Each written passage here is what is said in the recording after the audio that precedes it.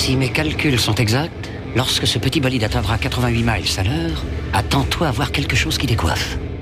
À l'heure du goûter, on écoute le Magal West sur Westrack Radio. Interview, rubrique, micro-trottoir et musique sur Westrack. Non de Zeus! Bonsoir à tous et bonsoir à toutes. Il est 17h et c'est l'heure de votre Magal West. Aujourd'hui, on est ensemble pendant 1 heure et c'est Lucie avec vous.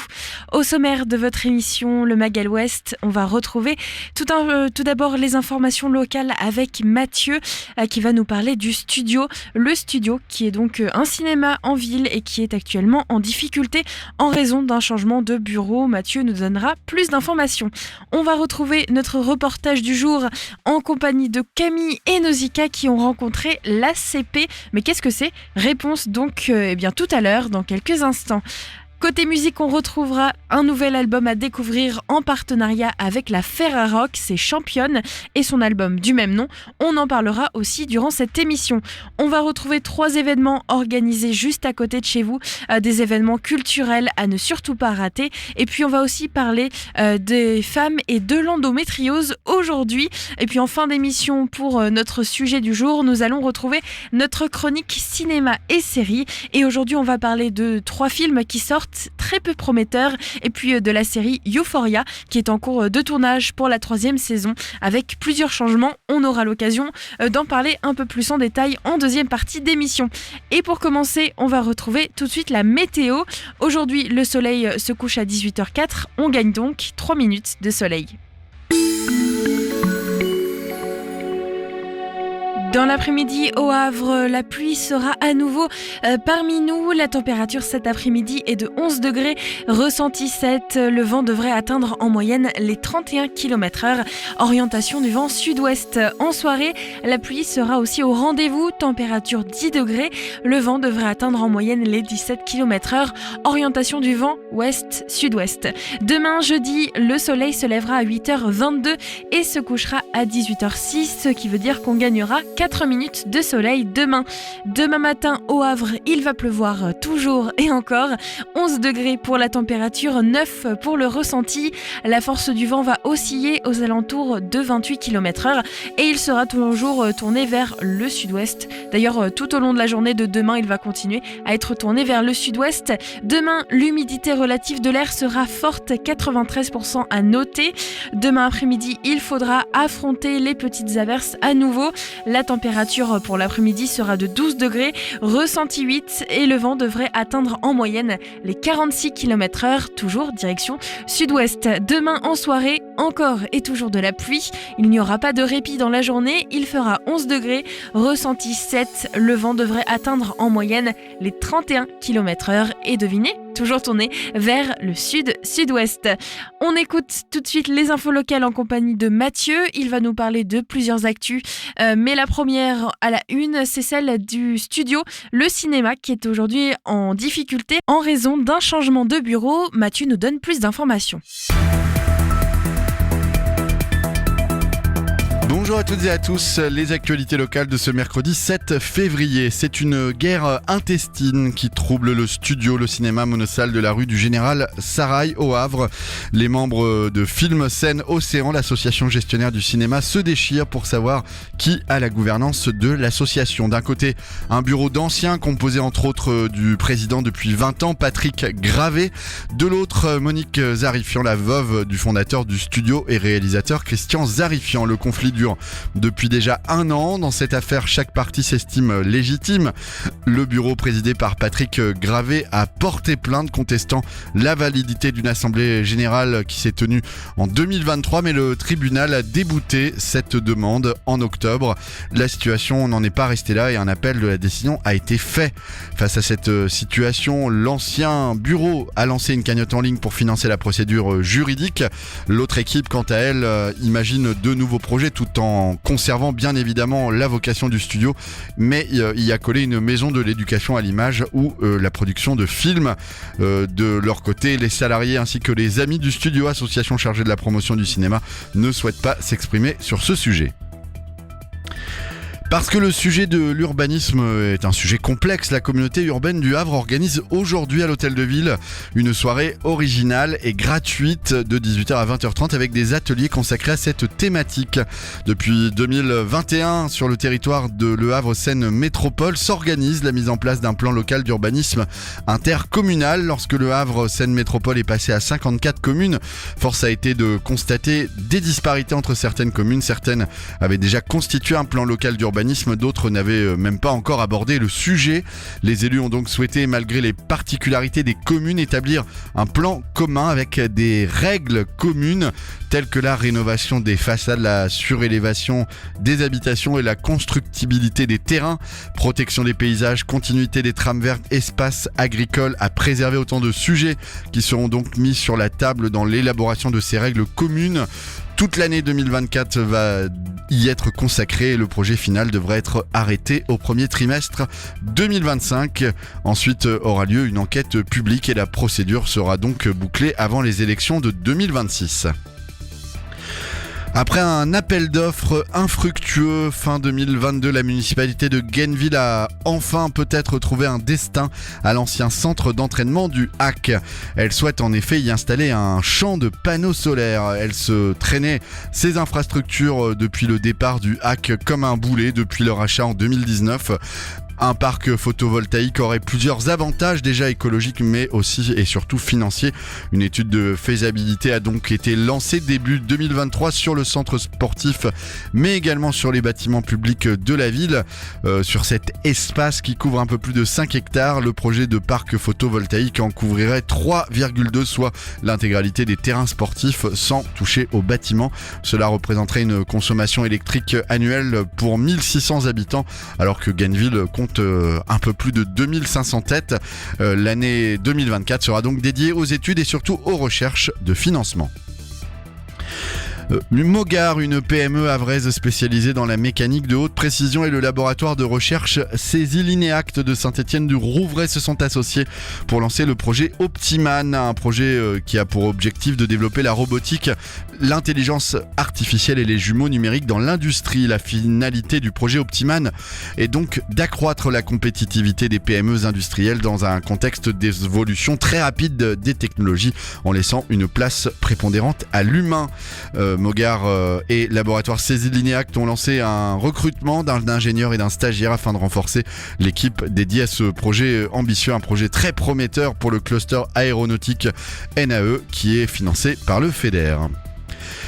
Et enfin, la ville de Montivier a retrouvé un albâtre, une sculpture datant du XVe siècle. Elle a été livrée à la ville ce mardi 6 février lors d'une cérémonie. Cette sculpture avait été volée en 1968 dans l'église abbatiale. Elle a été retrouvée en 2016 dans une vente aux enchères parisienne. Les auteurs n'ont jamais été identifiés et les œuvres n'ont plus été aperçues depuis 1968. Jusqu'à ce qu'en 2016, l'œuvre soit reconnue dans le catalogue d'une salle de vente parisienne. Les services de la direction régionale des affaires culturelles en avaient informé la ville de Montivier et à la demande du ministère de la Culture, l'œuvre avait été retirée de la vente. Le bas-relief en albâtre a été restitué à la ville ce mardi 6 février dans le cadre d'une cérémonie à la salle des mariages de l'Hôtel de Ville en présence des représentants de l'État et du conservateur de la DRAC, Monsieur Simonet. Merci Mathieu, et une bonne nouvelle et une belle victoire contre l'endométriose. Une Havraise vient de remporter le prix Solidarité version Femina. Pour que les femmes ne soient plus seules face à la maladie, Lorraine Faure, une Havraise âgée de 29 ans, a créé l'ASFE. C'est une association de soutien aux femmes atteintes d'endométriose. Le 1er février, la jeune femme s'est vue remettre le 23e prix Solidarité version Femina et un chèque de 1 000 € qui lui permettra de poursuivre ses actions. L'ASFE organise en effet des cafés blabla pour évoquer les traitements, le suivi, la place des parents ou des aidants ou encore des rendez-vous pour les pères d'adolescentes touchées mais aussi sur la sexualité en association avec une sexologue. Elle propose également des cours de cuisine ainsi que des rencontres avec des professionnels de santé. Il est important de rappeler que l'endométriose touche actuellement 2 millions de personnes et c'est donc une personne sur 10. Une association donc havraise qui permet de mettre en lumière cette maladie encore peu connue et qui est malheureusement encore très peu traitée au niveau médical. Il est l'heure pour nous de retrouver nos 3 événements organisés ce soir au Havre. Tout d'abord un concert, ensuite de l'improvisation et enfin une rencontre d'auteurs à ne pas rater. Des idées sorties pour cette semaine ou ce week-end pour te culturer sur Westrack Radio. Et ça commence avec un concert ce soir au Tetris, concert avec les groupes Ciel qui est un groupe de grunge et de pop et Mélénas, plutôt tourné vers le rock indé. C'est ce soir à 20h au Tetris, tarif 10 et 13 € et c'est totalement gratuit pour les abonnés. On quitte la musique, direction le théâtre, avec les mercredis de l'impro, puisque c'est la compagnie Les Improbables qui concocte chaque mois un spectacle s'inspirant d'un concept original avec des invités venant de toute la francophonie, un décor improvisé, confectionné dans le secret le plus total, digne d'un western ou du Seigneur des Anneaux, une thérapie de couple avant de faire un break, un spectacle qui vous parlera d'amour, c'est sûr, et surtout de vous. C'est donc les mercredis de l'impro à 20h au Petit Théâtre, 28 rue du Général Sarrail, tarif 8, 10 ou 14 €. Vous réservez encore pour ce soir au 02 35 19 45 74. Et à Valmont, c'est une rencontre avec Pierre Caillé qui vous attend, un ancien élève de l'école hôtelière du Touquet. Pierre Caillé se perfectionne en France et notamment dans plusieurs régions, mais aussi à l'étranger. En janvier 2007, il reprend le restaurant Le Bec au Cauchois à Valmont. Un an après, il sera le premier maître restaurateur de la région. Puis les distinctions vont s'enchaîner jusqu'à l'obtention de sa première étoile au guide Michelin en 2009, étoile toujours conservée depuis. Cette rencontre est à 18h à la salle de la Concorde, 12 rue Louis Barbier. Vous pouvez vous renseigner au 06 24 33 12 34. Et il est 17h11, tout juste passé sur Westrack Radio. Vous êtes toujours à l'écoute de votre émission Le Mag à l'Ouest. On retrouve l'album de Championne, nouvel album qui vient tout juste de sortir. Et vous le savez, cet album, il est mis en valeur par la FERAROC, Fédération des radios associatives et musicales, qui chaque semaine nous sélectionne 2 artistes. Et aujourd'hui, c'est donc Championne et Gablé. Aujourd'hui, pour ce mercredi, on s'intéresse à cet album sorti en 2024 avec 2 titres, Fête et Bilboquet, et surtout une belle découverte de cet artiste. Westrack et la Fédération des radios associatives Musiques Actuelles, la FERAROC, vous partagent la découverte musicale du jour.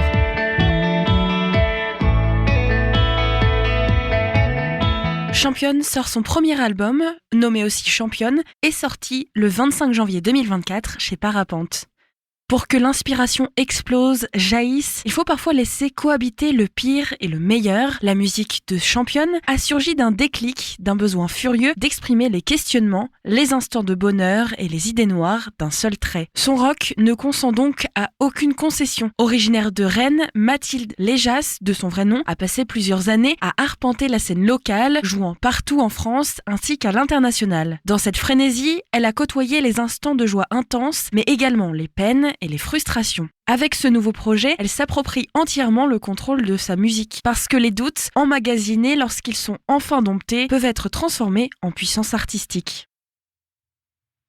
Je veux m'euthanasier la tête ou m'étourdir à l'infini.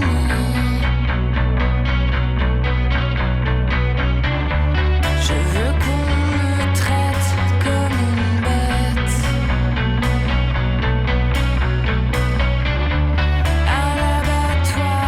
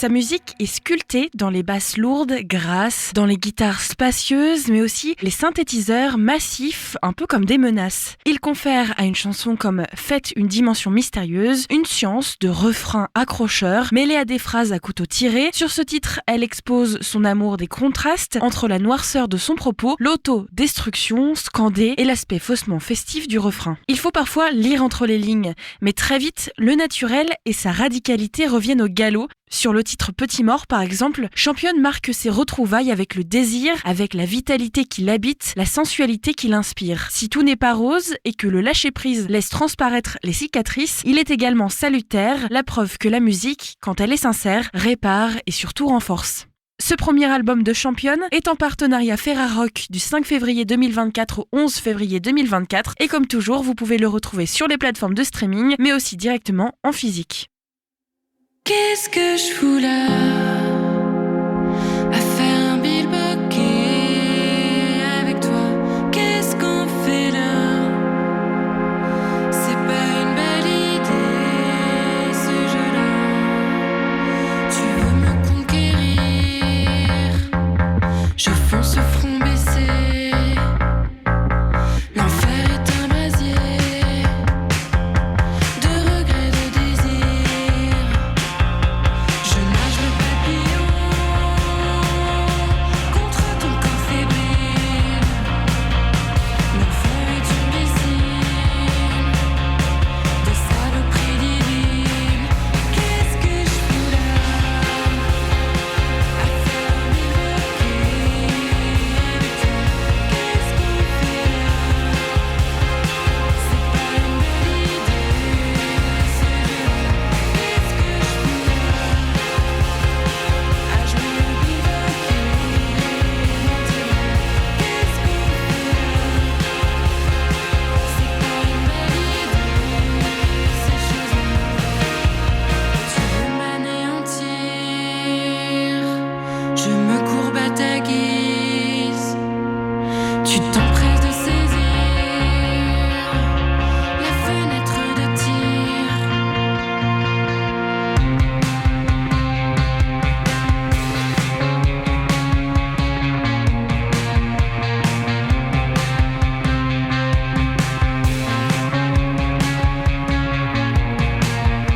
On sait qu'on remettra de braver l'interdit, de défier le karma comme de cadavres exquis.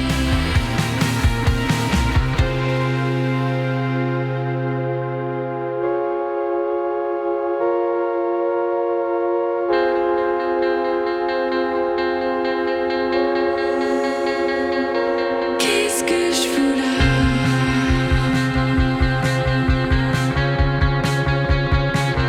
Qu'est-ce qu'on fait là?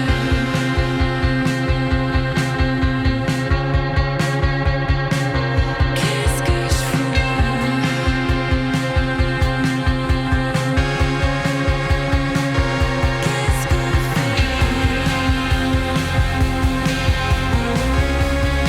qu'on fait là? Qu'est-ce que je fous là?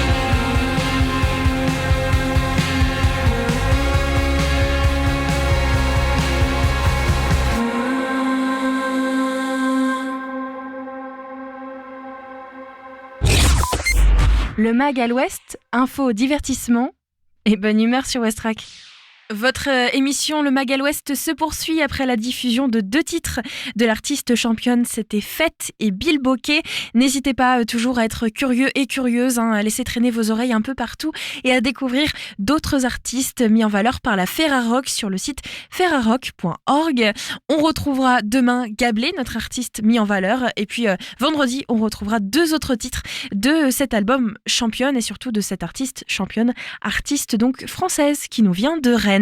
Allez, on va retrouver Camille et Nausicaa qui vont nous présenter une association qui s'appelle l'ACP. Alors, qu'est-ce que c'est ? Eh bien, réponse tout de suite avec Camille et Nausicaa. Et puis, en deuxième partie d'émission, on retrouve notre chronique cinéma et séries. On va parler de 3 films qui sortent cette semaine. Et puis, bien sûr, on va parler de la série Euphoria qui est en cours de tournage pour une nouvelle saison.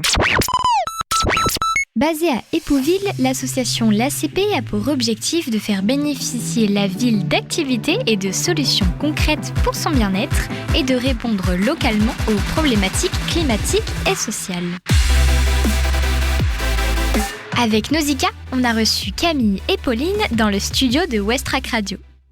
Alors moi je m'appelle Camille Baudry, je suis animatrice nature et réflexologue. Et moi c'est Pauline Bobet, je suis professeure de français et présidente de l'association l'ACP. L'association l'ACP a été fondée en 2020 par nous deux dans le but de recréer du lien social et du lien à la nature. Donc, ces deux notions étroitement liées en s'aidant des principes notamment de la permaculture qui a pour but de développer des modes de vie et des modes de fonctionnement viables économiquement qui préservent l'environnement et tout en respectant l'humain. Vous l'avez lancé en plein Covid ? Oui c'est ça, en juillet 2020. Donc en plein Covid, ouais. Pour le lien avec la nature, non, enfin, vous avez dit 2020 et c'est pour ça que je me suis dit, le lien avec la nature en 2020 ? Oui, c'est vrai que ça a été un petit peu compliqué au début, on pouvait pas faire grand chose, mais du coup on a mis en place des ramassages de déchets, donc ça a été autorisé par les mairies. Nos premières animations se faisaient avec des masques, mais du coup c'est pas du tout par rapport, parce qu'il y a quand même plein de gens qui ont changé de vie ou qui ont monté des projets au moment du Covid. Nous c'était pas le cas, on est amis d'enfance, donc on a toujours partagé des valeurs communes et des envies de mode de vie aussi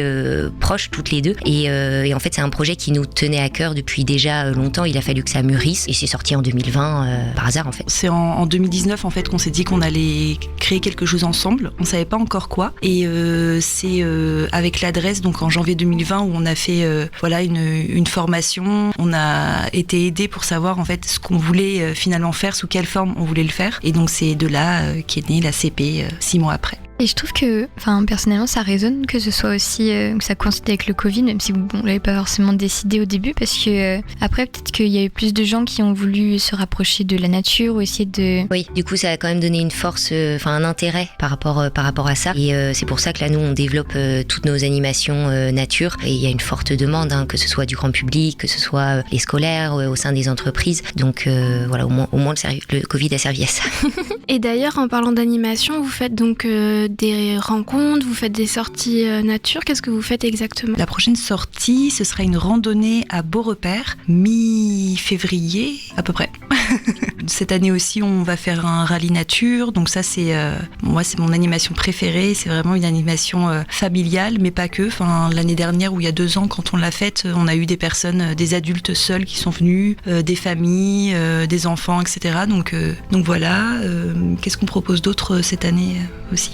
Oui, voilà, on a une offre. Tous les ans, on propose des animations gratuites, tout public. Et on a enrichi nos animations gratuites avec des prestations d'animation pour les scolaires, les structures sociales également, en plus d'une offre de réflexologie aussi. Et du coup, il va y avoir une sortie littorale, donc pêche à pied pour découvrir un petit peu aussi les falaises. Plein d'animations et on vient juste d'être labellisé Famille Plus grâce à nos animations qui sont particulièrement adaptées pour les familles. Trop bien. Oh là, tu vends bien le truc. Ouais, non, vraiment. Là, pour 2024, la ville de Montivilliers a voté, le conseil municipal a voté pour mettre à disposition un terrain, en tout cas le louer à l'association, ce qu'avait déjà fait en 2023 Fontenay. Donc du coup, on va avoir un terrain d'1,5 hectare sur ces 2 communes-là. Et donc en 2024, donc cette année, on va commencer doucement avec une proposition de potager participatif à partir de mai. Et puis... Il y a la commune de Fontenay aussi qui souhaite depuis de nombreuses années développer son patrimoine naturel, notamment sur ce terrain qui est proche de l'école, en lien avec un projet de renaturation de cours d'école. Et donc la commune porte un projet d'aménagement naturel. Nous sommes proposés de les accompagner sur la mise en place technique grâce à notre expertise et surtout à notre réseau. Du coup, ils ont saisi l'opportunité et nous savons déjà qu'ils ont prévu de planter une haie sur talus et de créer une mare. Et on travaille aussi sur une offre d'aide aux devoirs qui devrait voir le jour au printemps. Et puis plein de projets. Évidemment, il va falloir rendre le site accessible. Donc, il va falloir créer des chemins, donc des chemins accessibles aux personnes à mobilité réduite, des parkings qui seront perméables et puis un premier bâtiment d'accueil. Et à long terme, comme vous le disiez, il y aura aussi des petits animaux, un point de troc, la médiation animale et plein d'autres choses. Et vous cherchez des bénévoles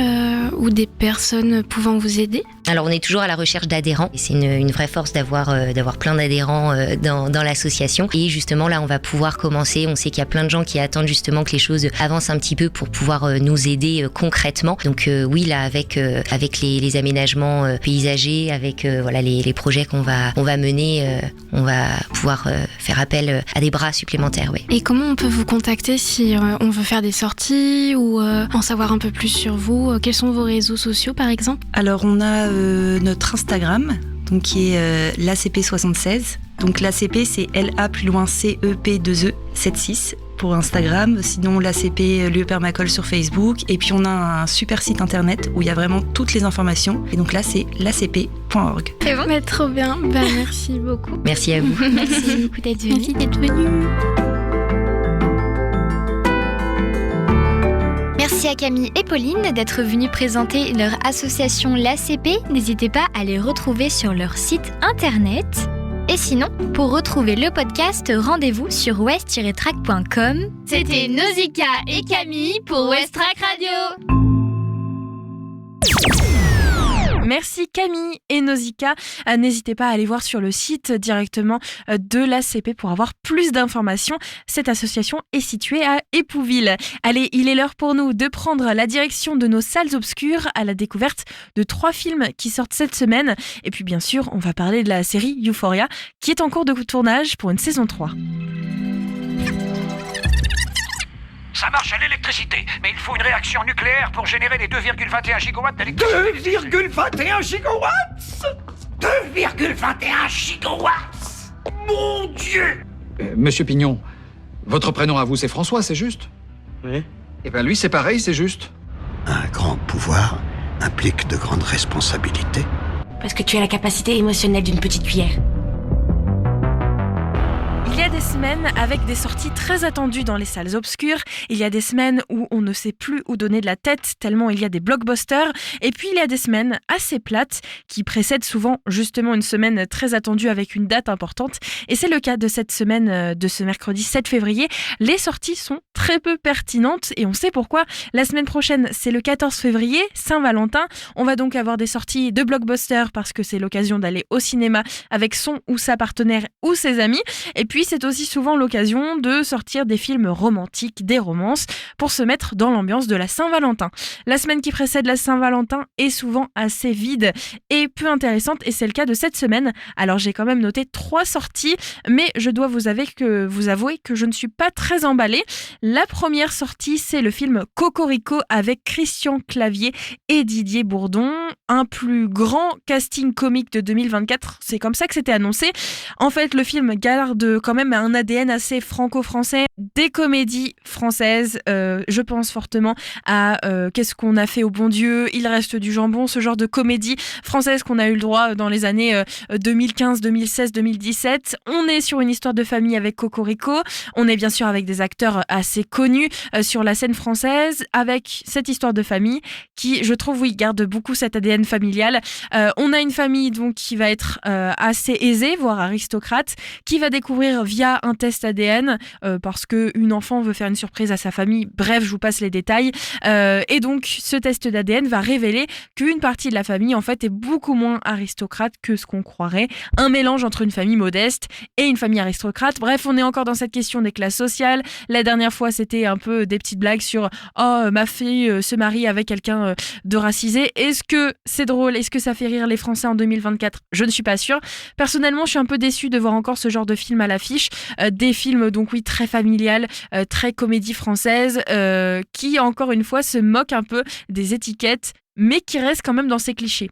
Je trouve ça un peu dommage et j'avoue que Cocorico n'attire pas du tout mon attention. Je pense que c'est un film un peu filler. Ils se sont dit bon, faut qu'on sorte une comédie française. Voilà, ça sort ce mercredi 7 février 2024. Je vous laisse vous faire votre propre avis, mais j'avoue que moi je ne suis pas du tout emballée. Bon, je me plains des comédies françaises très typiques, mais on est sur un blockbuster américain qui sort aussi cette semaine et qui est très typique, puisque qu'est-ce qui marche aussi très bien au cinéma? Ce sont les courses de voitures. Alors parfois, les gens se plaignent un peu trop que ces courses de voitures soient trop peu encadrées d'une histoire, donc on nous sort ça sur un fond historique. Ça s'appelle Race for Glory, Audi vs Lancia. Donc là, on est en 1983 avec une rivalité entre l'écurie italienne Lancia et celle dirigée par Roland Gumper, celle de Audi. Donc en fait, on nous sort ce film qui va sûrement encore une fois être sur un fond un petit peu historique mais peu poussé, avec des effets spéciaux, de la voiture et quelque chose de pas très intéressant.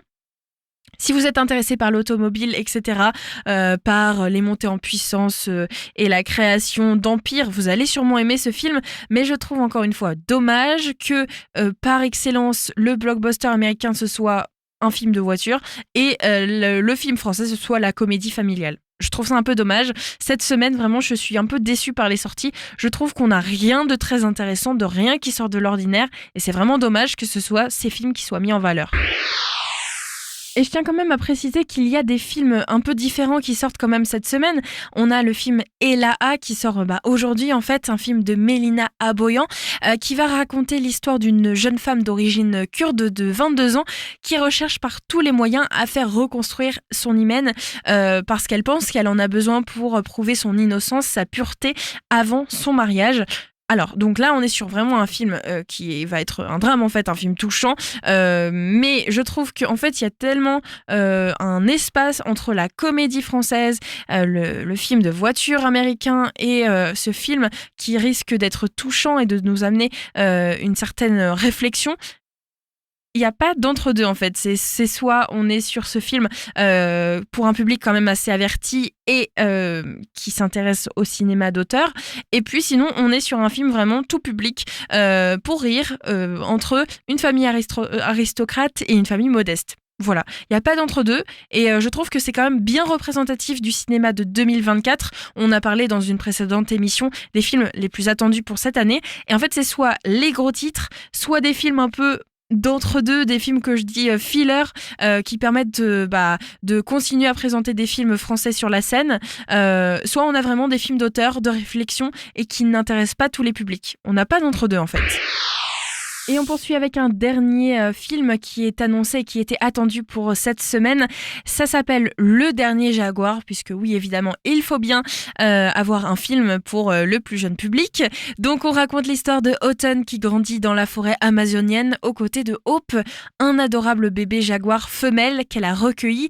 Mais l'année de ses 6 ans, un drame familial contraint Autumn et son père à retourner vivre à New York. 8 années passent et Autumn devient adolescente. Elle n'a jamais oublié son ami jaguar. Quand elle apprend que Hope est en danger de mort, Autumn décide de retourner dans la jungle pour la sauver. Un film qui est très mal noté au niveau spectateur mais aussi au niveau presse. On va retrouver bien sûr des grands noms comme Lumi Pollack, Emily Beth Rickards ou encore Wayne Charles Baker. C'est un film de Gilles Demestre, un film d'aventure, encore une fois un film public. Évidemment, grand public familial.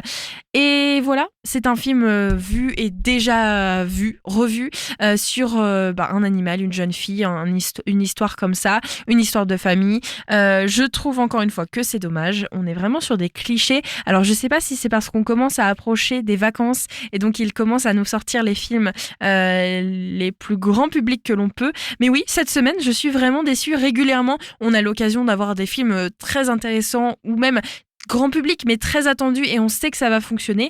Et là cette semaine je trouve que c'est un peu vide sur la proposition.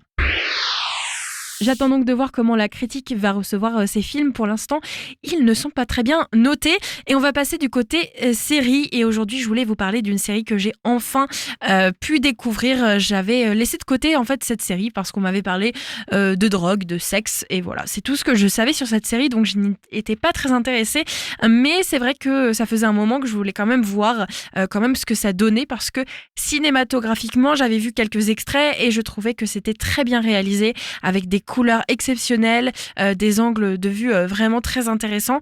Et je me suis donc intéressée à Euphoria, qui est une série américaine sortie en 2019, disponible notamment sur la plateforme HBO, et qui est donc jouée, le personnage principal, Rue, est joué par Zendaya. Donc ça faisait vraiment un moment que je voulais voir parce que Zendaya, c'est une actrice que j'aime beaucoup. Et j'étais intriguée de savoir en fait ce que donnait cette série. Comme je n'avais plus rien à regarder, je me suis lancée donc dans le monde de Euphoria. Je pense que résumer ça c'est de la drogue et des jeunes qui couchent ensemble, je pense que c'est à la fois très juste et en même temps très diminuant de ce qu'on retrouve vraiment dans la série.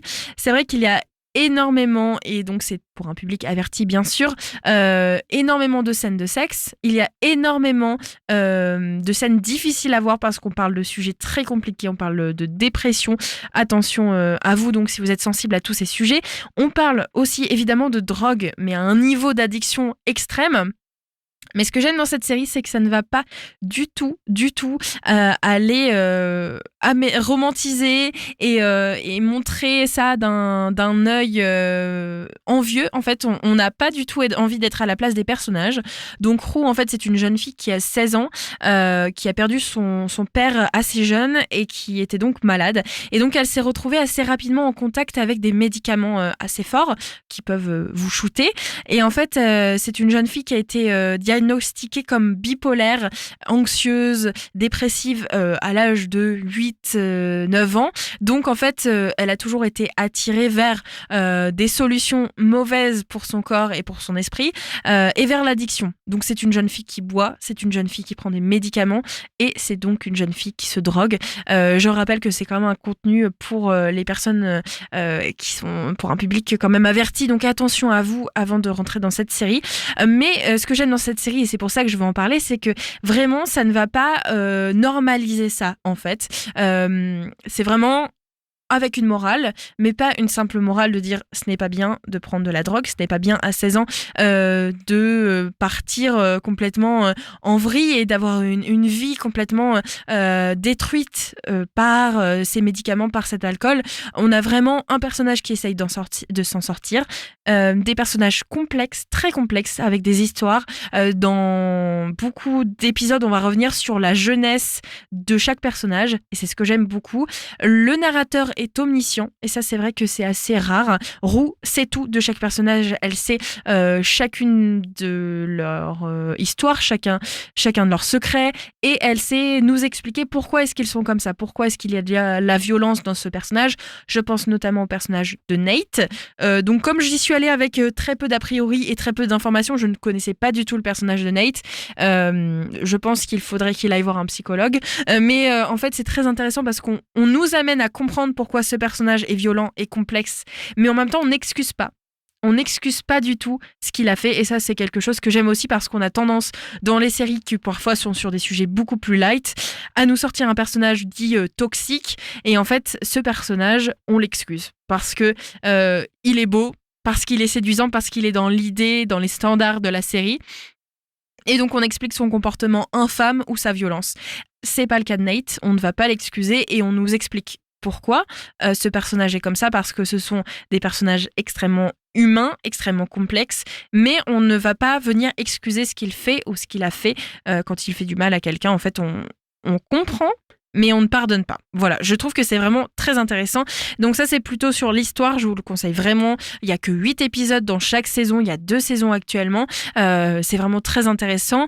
Et puis, c'est filmé d'une manière incroyable. Le réalisateur est vraiment à une finesse d'angle, c'est incroyable. En fait, on va avoir beaucoup de retours d'ellipses puisque Roux, le personnage principal, est le narrateur et elle est omnisciente, donc elle sait tout. Donc on a beaucoup d'ellipses, etc. Mais on ne perd jamais le fil, on ne s'ennuie pas. Et surtout, on va avoir des passages visuels d'une scène à l'autre, d'un souvenir à l'autre.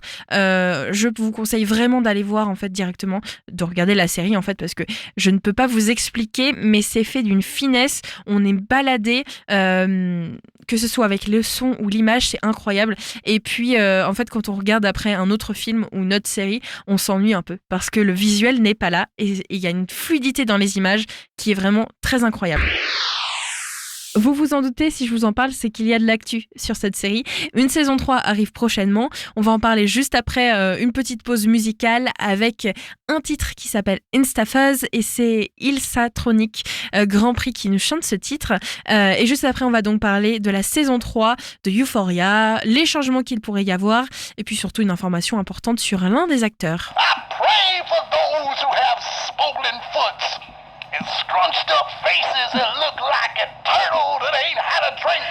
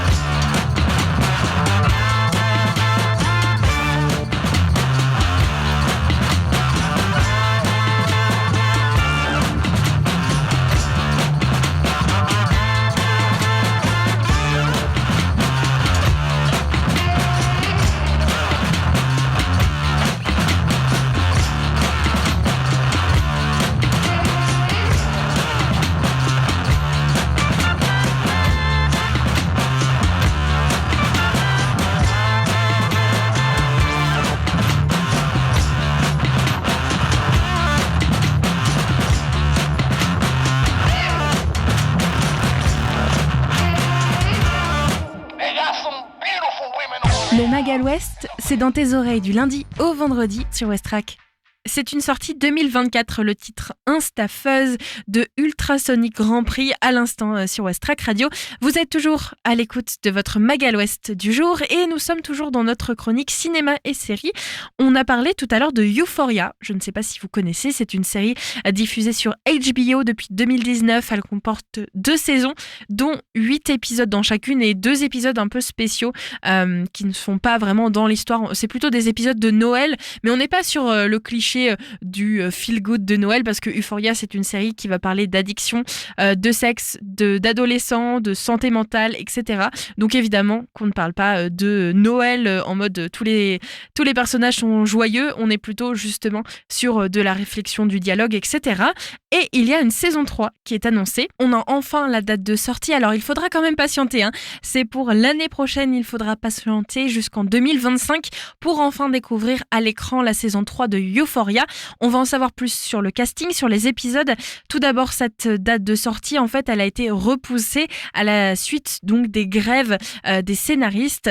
Série donc diffusée sur HBO qui est tournée aux États-Unis et lors d'un événement presse à New York le jeudi 2 novembre 2023, Casey Blops, le PDG de HBO, a confirmé le retour d'Euphoria pour 2025 et ce n'est d'ailleurs pas la seule série qui va être renouvelée.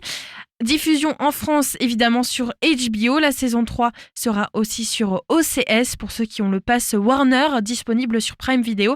Il faut payer un peu plus pour pouvoir voir la série, mais je pense qu'elle vaut vraiment le coup.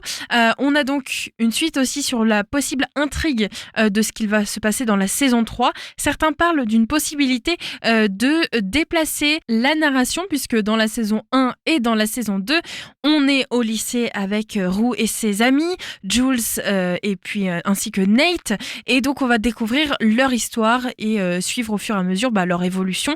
Dans la saison 1 ils ont 16 ans, dans la saison 2 ils en ont pris 17, c'est l'été d'après.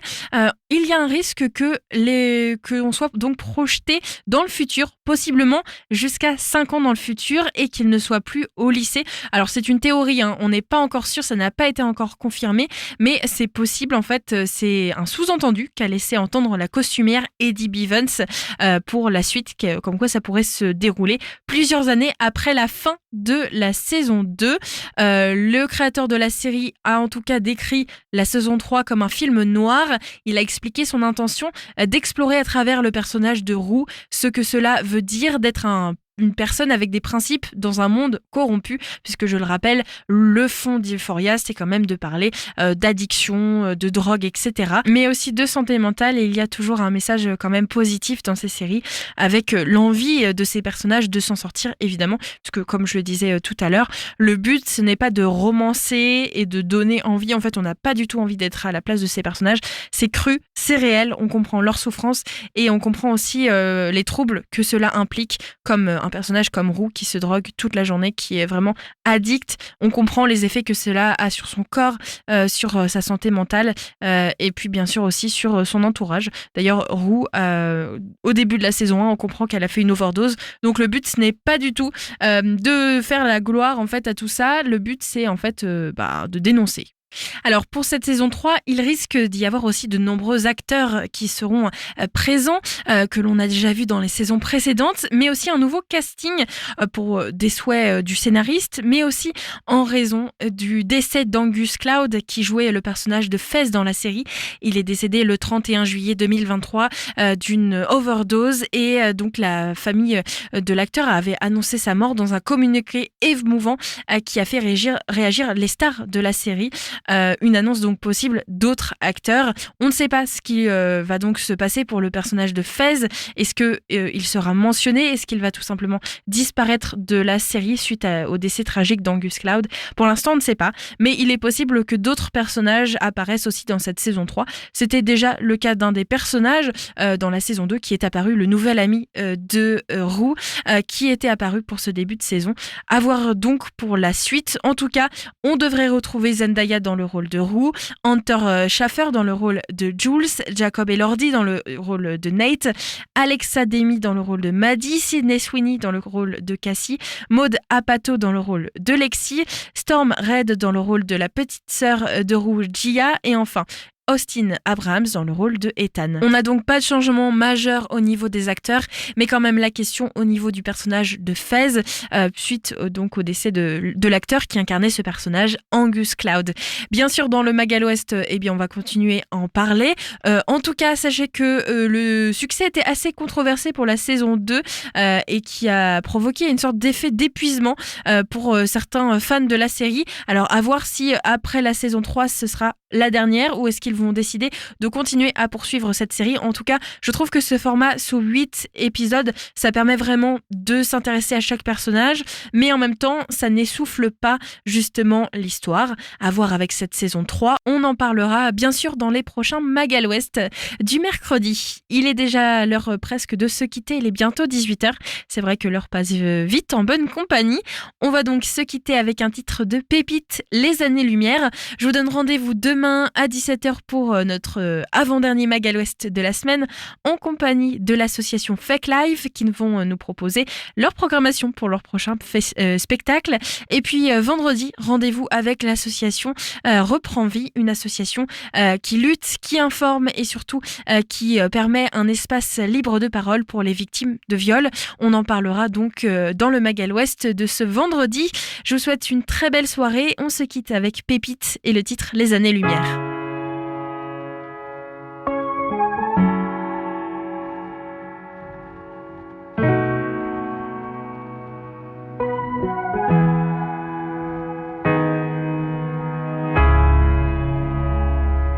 Dans la lumière,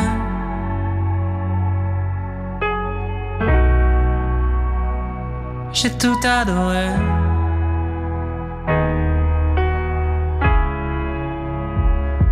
Des années entières, chrysanthème dorée,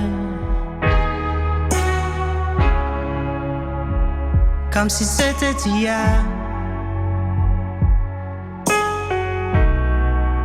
quand je t'ai rencontré. Mais peu importe comme tourne le monde, les minutes et les secondes, mais peu importe comme tourne le monde, les années-lumière avec toi.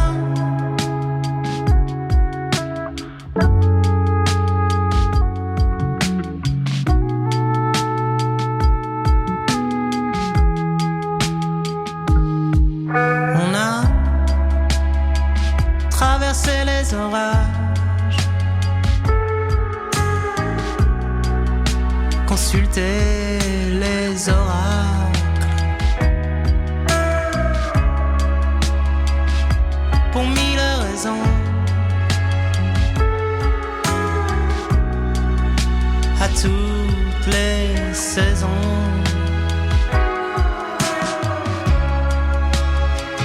À se perdre en voyage, le temps